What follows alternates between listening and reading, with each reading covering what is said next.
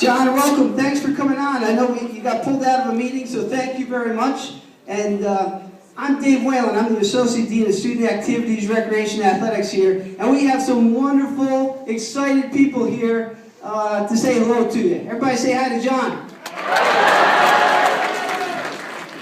Thank you. It's a real honor to be talking to you. As you know, I work with Roy. I heard your intro. Roy went there and it changed his life. When I first signed on to have Roy train me, he wanted to send me to culinary school so that I had the same background that somebody working in his kitchen would before he ever let me in the kitchen.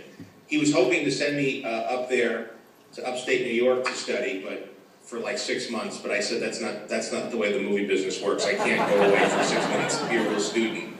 But it shows you how highly he thinks of the CIA. And I certainly read a lot of books about the CIA, and I'm really honored to be showing the movie here. I hope you all enjoy it. John, we have...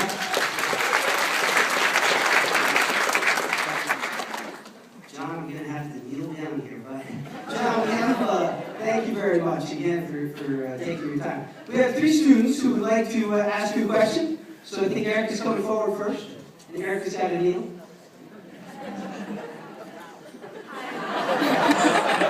This is like praying at an altar, isn't it?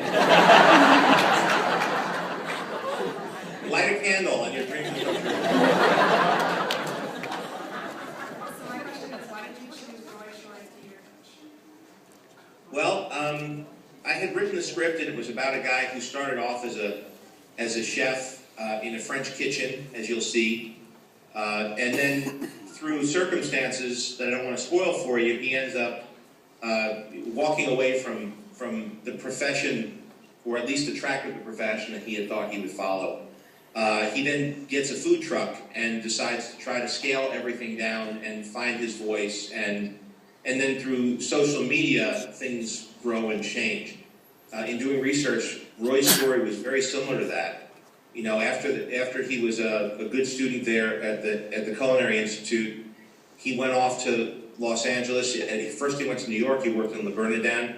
He worked his way up through the big kitchens of Los Angeles, and then gave it all up and opened up a taco truck called Kogi.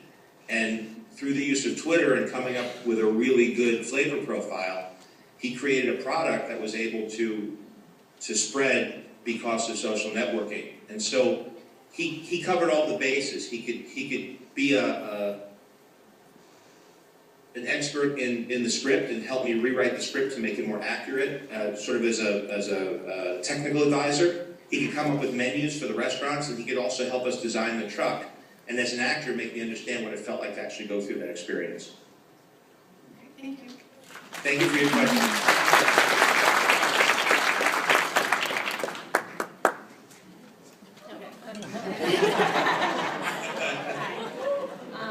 Is there any one dish that you would like for us CI students to perfect for you? Is one dish I'd like for you what? To perfect for you, any one dish. Perfect for me. Oh wow. You know, I've been very lucky to be working with Roy and learning by spending a lot of time with him about what makes a chef a chef. And I trained, you know, I did go through culinary training here on the West Coast, and the whole thing I learned from Roy was, you know, he said, first you have to learn how to be a cook before you can be a chef and understand that culture. And so, as I've been training and loving cooking, and I will continue to love it and train, the thing I realize is so little of it is about, for me, coming up with something that I have a vision for. But so much of it is executing a vision of somebody who's great. And in following in his footsteps and doing the preparation exactly as he teaches me, I get insight into his mind. And then I'm able to take his dishes and recreate them, and then add a little bit of flavor of my own.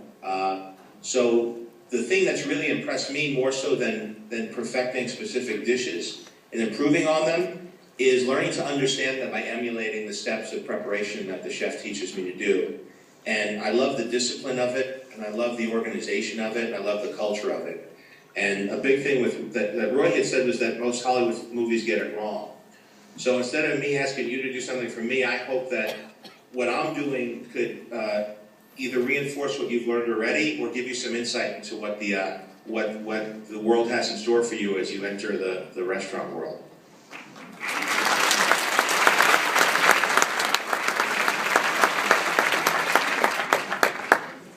Hi. If you were to make a sequel to the movie Chef, what cuisine would be the movie's main focus? Wow. We say in the film that my guy, the backstory that I come up with as an actor is my guy probably went to the Culinary Institute. Went to Miami, which is where he's from, and made a name for himself by getting some good reviews and doing some ambitious Miami-style cuisine with all the influences of the Gulf Coast and the Atlantic. And of course, the ethnicity, the Cuban flavors and the Caribbean flavors. And then he moved off to Brentwood, California, and got a pretty cushy job in a French restaurant. And you'll see that the food that we make in the restaurant, although it's nice, is colorless and doesn't have quite the same soul and personality as the food that he cooks later when he gets back to his roots by going to Little Havana and back to Miami. And that's when Roy Choi really kicked in with a lot of not just the Latino flavors and the Mexican flavors, but also some Korean flavors and ingredients. So I think that he seems to be, by the end of the film, you'll see he's really exploring food that has a lot of flavor, is very bold, and but is also very simple and not too showy. It's recreating simple dishes that people like and connect with, but using really good ingredients and really careful and thoughtful preparations.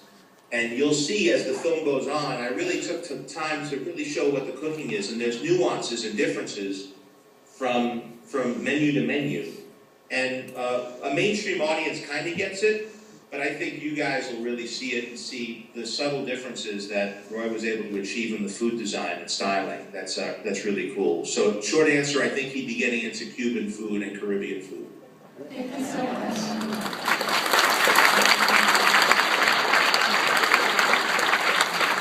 All right, John, last person is kneeling in front of your altar here. But thank you very much for your time. We certainly put you as certainly a friend of the Culinary Institute of America, and we hear that your son acts as a possible budding chef, so we'd love to see you and your son this way. Actually, the one I got my money on is my 7-year-old daughter, right? Okay. And I think, and especially now with the James Beard Award going to a woman and the industry changing, I have high hopes for her as being the first head chef in the family. She already makes mirepoix on her own, and she has her own knives, and almost set the kitchen on fire yesterday, so I think she's doing okay. That's a good start. There you go. John, thank you very much for your time, and we appreciate it. It was very fun.